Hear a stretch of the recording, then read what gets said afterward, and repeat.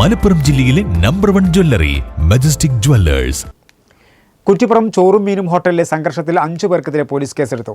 Hotel ഉടമകളുടെ പരാതിയിലാണ് കേസെടുത്തിട്ടുള്ളത്. Hotel ജീവനക്കാരെയും കസ്റ്റമേഴ്സിനെയും അസഭ്യം പറയുകയും മർദ്ദിക്കുകയും ചെയ്തുവെന്നാണ് കേസ്. 1 വർഷം വരെ തടവും 10,000 രൂപ വരെ പിഴയും ലഭിക്കാവുന്ന കുറ്റമടക്കം ചുമത്തിയാണ് കേസെടുത്തത്.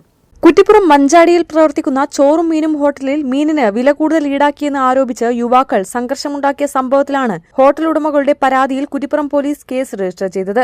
സംഘർഷമുണ്ടാക്കിയ 5 യുവാക്കളെ പ്രധാന പ്രതികളാക്കിയാണ് കുറ്റിപ്പുറം പോലീസ് കേസ് രജിസ്റ്റർ ചെയ്തിരിക്കുന്നത്. 1 മാസം മുതൽ 1 വർഷം വരെ തടവും 5,000 മുതൽ 10,000 രൂപ വരെ പിഴയും ലഭിക്കാവുന്ന കുറ്റം ചുമത്തിയാണ് പോലീസ് കേസ് എടുത്തിട്ടുള്ളത്. അതേസമയം യുവാക്കൾ ഇതുവരെ പരാതിയുമായി മുന്നോട്ട് വന്നിട്ടില്ല.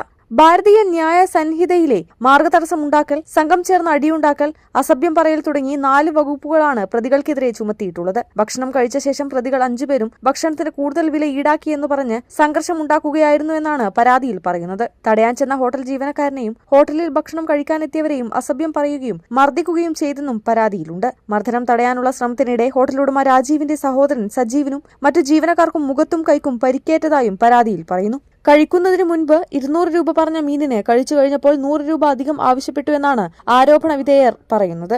ഇത് ചോദ്യം ചെയ്തുള്ള തർക്കം സംഘർഷത്തിൽ കലാശിക്കുകയായിരുന്നു.